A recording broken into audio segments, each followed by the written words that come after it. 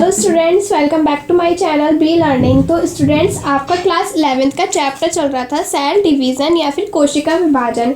इस चैप्टर के मैं आपको 2 क्वेश्चन, एक लॉन्ग और एक शॉर्ट नोट कंप्लीट करा चुकी हैं। अगर आप फर्स्ट टाइम मेरे चैनल पर विजिट कर रहे हैं तो एक बार आप प्लेलिस्ट चेक कर लीजिए। जो आज की इस चैप्टर का हमारा टॉपिक है वो है सेल साइकिल। वो बहुत ज़्यादा इम्पॉर्टेंट है। इस चैप्टर में आपकी 3 लॉन्ग क्वेश्चन आते हैं, समसूत्री, अर्धसूत्री और एक सेल साइकिल। जो सेल साइकिल और समसूत्री विभाजन है वो सबसे ज़्यादा मोस्ट इंपॉर्टेंट है। समसूत्री विभाजन मैं आपको करा चुकी हूँ, लिंक आपको डिस्क्रिप्शन बॉक्स में मिल जाएगी।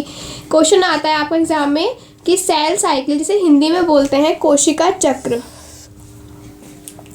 सेल साइकिल कोशिका चक्र किसे कहते हैं, इसकी विभिन्न अवस्थाओं का वर्णन करो। आपका एग्जाम में क्वेश्चन आता है कि सेल साइकिल का चित्र के साथ वर्णन कीजिए और उसकी अवस्थाओं का भी वर्णन कीजिए।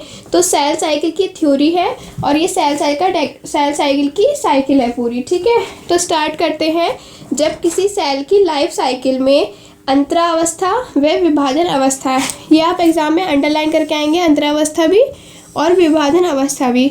मतलब कोई भी सेल है उसकी लाइफ साइकिल में अंतरावस्था व विभाजन अवस्था एक के बाद एक चक्र के रूप में आती रहती है, तो इस क्रिया को सेल साइकिल कहते हैं। मतलब कोई सेल है और उसकी लाइफ साइकिल में बार बार रिपीट हो रही है क्या, अंतरावस्था और विभाजन अवस्था। एक के बाद जैसे अंतरावस्था है, फिर विभाजन अवस्था, फिर अंतरावस्था, विभाजन अवस्था, एक तरह से चक्र चल रहा है। तो इस चक्र को ही क्या बोल रहे हैं हम, सेल साइकिल या फिर कोशिका चक्र कह रहे हैं।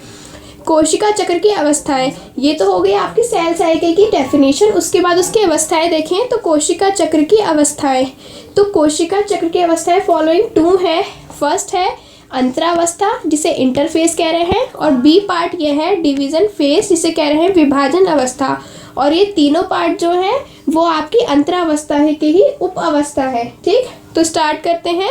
ए है अंतरा अवस्था, जिसे इंग्लिश में कहते हैं इंटरफेज या फिर ग्रोथ फेज। कभी कभी आपको एग्जाम में क्या होता है, ये पूरा क्वेश्चन जो सेल साइकिल का है ये लॉन्ग में नहीं आता, कभी कभी शॉर्ट में आपको दे देगा कि अंतरा अवस्था पर टिप्पणी कीजिए 3 नंबर में, या फिर प्रथम अंतरावस्था पर टिप्पणी कीजिए, संश्लेषण अवस्था पर टिप्पणी कीजिए, द्वितीय अंतरावधि अवस्था पर टिप्पणी कीजिए, या फिर विभाजन अवस्था पे टिप्पणी कीजिए। ये 3 नंबर में आता है। और अगर आपको पूरा लॉन्ग में आता है तो आपको लॉन्ग में ही लिखना है और ये साइकिल भी बना के आनी है। ठीक है, तो कोशिका चक्र की अवस्था में ए हेडिंग है या फिर फर्स्ट हेडिंग अंतरा अवस्था, जिसे इंग्लिश में बोलते हैं इंटरफेज या फिर ग्रोथ फेज। ये आपका इंटरफेज के नाम से भी आ सकता है, ग्रोथ फेज के नाम से भी आता है। तो सेल साइकिल की यह अवस्था सबसे लंबी होती है। इस स्टेज में सेल अपने आप को पुनः विभाजित होने के लिए तैयार करती है। जब मैंने आपको समसूत्री विभाजन पढ़ाया था इससे पहले लॉन्ग क्वेश्चन, फर्स्ट क्वेश्चन जो था इस चैप्टर की जो फर्स्ट वीडियो थी समसूत्री विभाजन, तो उसमें मैंने आपको शॉर्ट में ये बताया था कि इंटरफेस क्या होती है, कि कोई भी सेल जैसे लगातार डिवीज़न कर रही है, उसे रेस्ट चाहिए, तो वो एक सेल डिवीज़न करते टाइम एक रेस्ट करती है, थोड़ा सा रेस्ट लेती है नेक्स्ट डिवीज़न के लिए तैयार होने के लिए। तो उस रेस्ट पीरियड को ही बोलते हैं हम अंतरा अवस्था। तो यह सेल की सबसे लंबी अवस्था होती है। किसी भी सेल के डिवीज़न में जो अंतरा अवस्था है वो सबसे लंबी, आप सबसे याद रखेंगे, आपसे ऑब्जेक्टिव में पूछा जाता है कि सेल डिवीज़न में सबसे लंबी अवस्था कौन सी होती है, तो अंतरा अवस्था, इंटरफेज या फिर ग्रोथ फेज। ठीक, इस स्टेज में सेल अपने आप को पुनः विभाजित होने के लिए, पुनः विभाजित मतलब एक बार डिवीज़न हुआ, उसने रेस्ट किया, रेस्टिंग स्टेज को कह रहे हैं अंतरावस्था, और फिर से उसमें डिवीज़न हुआ तो पुनः विभाजित होने के लिए तैयार करती है। इसमें 26 से 28 आवर्स मतलब 26 से 28 घंटे तक ये अंतरावस्था, मतलब 26 से 28 घंटे तक एक सेल रेस्ट करती है पुनः डिवीज़न करने के लिए का टाइम लगता है। यह प्रोसेस 3 पार्ट में पूरी होती है। जो आपकी अंतरावस्था है, ठीक है, जो आपकी अंतरावस्था है वो 3 स्टेजेस में कंप्लीट हो रही है। प्रथम अंतरा अवधि अवस्था जीवन फेज, संश्लेषण अवस्था एस फेज, एस फेज की फुल फॉर्म सिंथेसिस, संश्लेषण माने सिंथेसिस, तो संश्लेषण अवस्था एस फेज।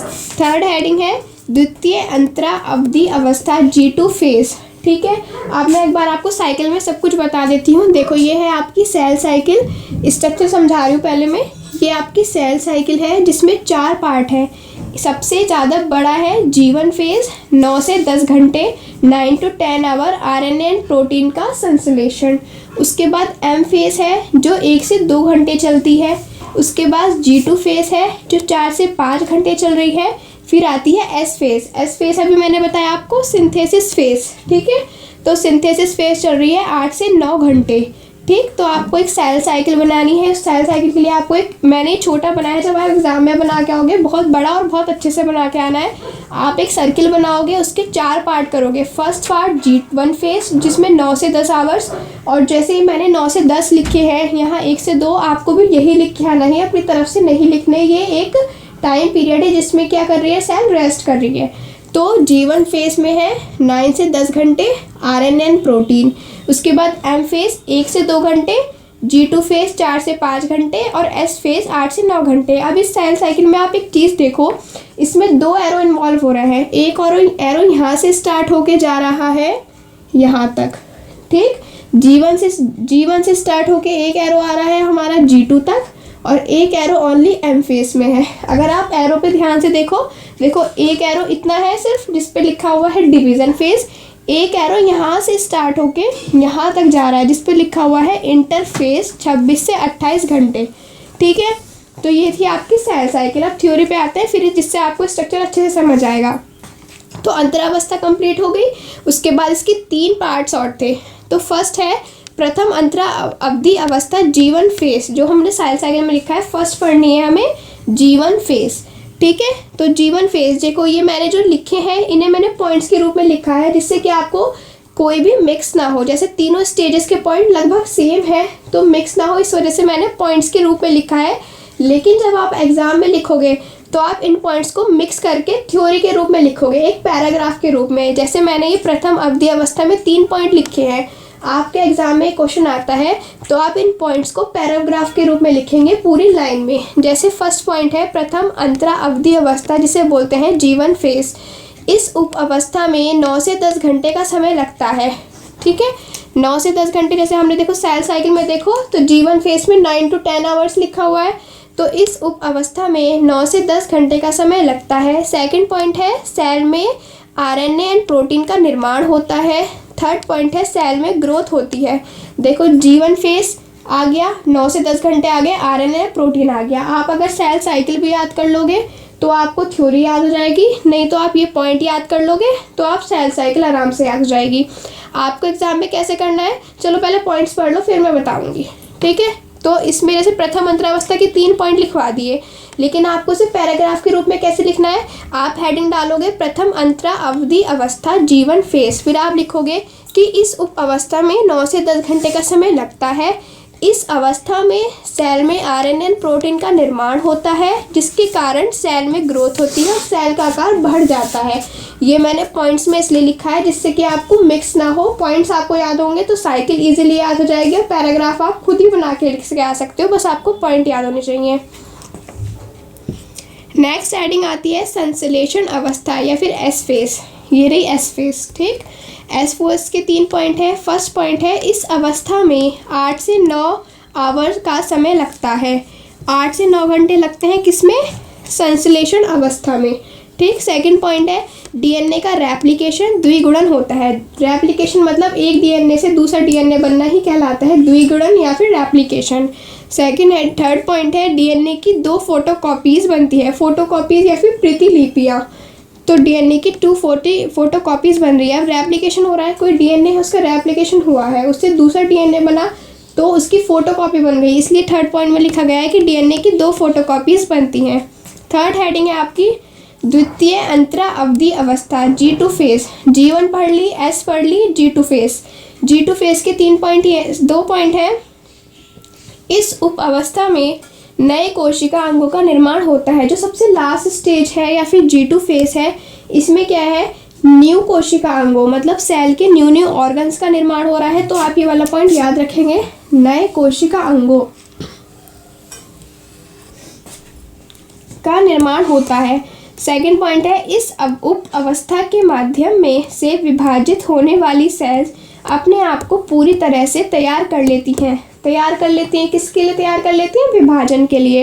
ये वाली आपकी इम्पॉर्टेंट है G2 फेस। इसमें क्या हो रहा है कि जो द्वितीय अंतरावधि या फिर G2 फेस में क्या हो रहा है, जो सेल है उसके नए नए अंग बन रहे हैं, नए अंग का निर्माण हो रहा है, नए कोशिका अंगों। उप अवस्था क्या होते हैं, जैसे कोई अवस्था है उसके अंदर एक और अवस्था है तो वो उप अवस्था कहलाती है। तो इस उप अवस्था के माध्यम से विभाजित होने वाली सेल्स, मतलब जो अगर किसी भी कोई भी सेल में विभाजन हो रहा है G2 फेज के अंदर, जिस भी सेल का, इस पॉइंट, ये पॉइंट थोड़ा सा भारी है, से ऐसे समझो कि G2 फेज के अंदर जिस भी सेल का डिवीज़न हो रहा है वो इतनी अच्छी तरह से होता है कि जो सेल है वो अपने आप को पूरी तरह से रेडी कर लेती है आगे के विभाजन के लिए। ठीक है, तो ये आपकी 3 स्टेजेस थी, G1 phase, S phase and G2 phase. इसके बाद आपकी देखो A हेडिंग के अंदर ये 3 हेडिंग आ रही थी। अब A हेडिंग से B हेडिंग पे आते हैं, डिवीज़न फेज या फिर विभाजन अवस्था। ठीक है, तो इंटरफेज के दौरान, इंटरफेज मतलब अंतरावस्था, इंटरफेज के दौरान पूरी तरह से तैयार सेल में सेल डिवीज़न की क्रिया होती है। अब इंटरफेज में क्या हुआ, सेल ने अच्छे से रेस्ट कर लिया है, वो एकदम रेडी हो गई है, तैयार हो गई है आगे के डिवीज़न करने के लिए।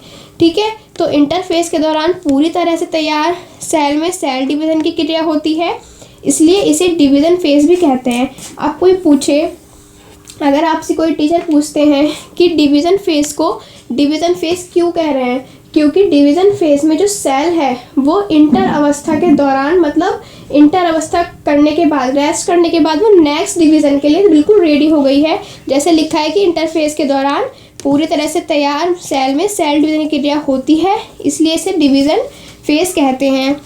ये फेज़ 2 से 3 घंटे, जो हमारी डिवीज़न फेज़ है वो कितने समय लेती है, केवल 2 से 3 घंटे लेती है।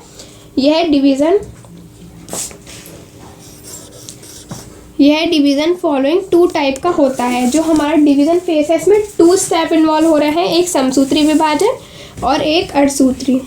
ठीक है, तो आपका जो सेल डिवीज़न है, जो डिवीज़न फेज़ है उसमें 2 स्टेजेस फॉलोइंग स्टेप इन्वॉल्व हो रहे हैं, 2 टाइप का होता है, एक समसूत्री विभाजन और एक अर्धसूत्री। समसूत्री विभाजन आपका लॉन्ग में आता है, जो मैं आपको पढ़ा चुकी हूँ। जिन स्टूडेंट्स ने नहीं देखा है वो प्लेलिस्ट चेक कर लें, या फिर लिंक आपको सबकी डिस्क्रिप्शन बॉक्स में मिल जाएगी। तो ये हो गई आपकी सेल साइकिल कंप्लीट। देखो, इस सेल साइकिल को याद करने का तरीका ये है कि या तो आप अंतरावस्था, कुछ नहीं है अंतरावस्था, आप ऐसे याद रखो, जब भी सेल कोई रेस्ट कर रही है तो इस रेस्टिंग पीरियड को या फिर इस रेस्टिंग स्टेज को ही हम बोल रहे हैं अंतरावस्था या फिर इंटरफेज। डिवीज़न फेज क्या है कि जब अंतरावस्था करने के बाद जो हमारी सेल है वो पूरी तरह से तैयार हो गई है डिवीज़न के लिए, तो उसमें विभाजन स्टार्ट हो जाता है। इस स्टेज को हम डिवीज़न फेज कह रहे हैं। मेन चीज़ है जो हमारे अंतरावस्था के 3 पॉइंट है, G1 phase, S phase and G2 phase. ठीक है, अगर आपको याद करने में प्रॉब्लम हो रही है तो आप क्या करो कि पहले आप ये पूरी साइकिल याद कर लो कि आपने याद कर लिया G1 फेज में 9 से 10 घंटे लग रहे हैं, आरएनए प्रोटीन की सिंथेसिस हो रही है। G2 फेज में 4 से 5 घंटे लग रहे हैं।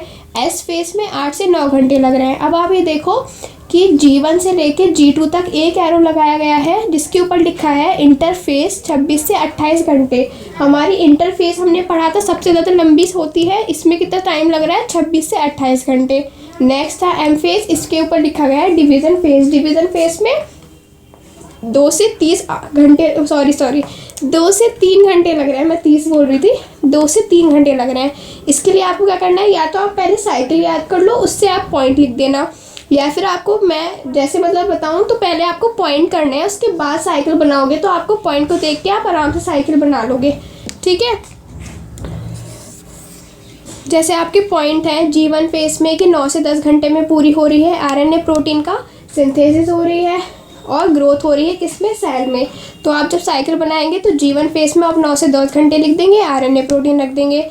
संश्लेषण अवस्था में क्या हो रहा है, 8 से 9 घंटे लग रहे हैं, डीएनए का रेप्लिकेशन हो रहा है, उसकी फोटोकॉपीज़ बन रही है।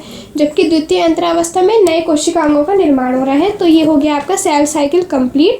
ठीक है, तो जो आपका सेल डिवीज़न है इस चैप्टर में आपकी देखो लॉन्ग क्वेश्चन आपके 12th में बहुत सारे चैप्टर हैं, तो मैं 11th क्लास में भी काफ़ी सारे चैप्टर्स हैं, मैं आपको पहले वो कवर करा रही हूँ जिनमें से सिलेबस बहुत ज़्यादा आता है एग्जाम में। सेल डिवीज़न चैप्टर में से आप जो क्वेश्चन सबसे ज़्यादा आता है, एक तो डिफरेंस है आपका समसूत्री और अर्धसूत्री विभाजन में मैं आपको करा चुकी हूँ। समसूत्री विभाजन और सेल साइकिल, ये 3 क्वेश्चन मोस्ट इंपॉर्टेंट है, आपको बिल्कुल अच्छे से तैयार कर लेना है अपने एग्जाम के लिए। तो ये टॉपिक कंप्लीट हो गया आपका सेल साइकिल का, ठीक है। तो स्टूडेंट्स, अगर आपको ये वीडियो पसंद आई तो मेक श्योर वीडियो को लाइक करें, अपने फ्रेंड्स के साथ शेयर करें और मेरे चैनल को सब्सक्राइब करें। Thank you.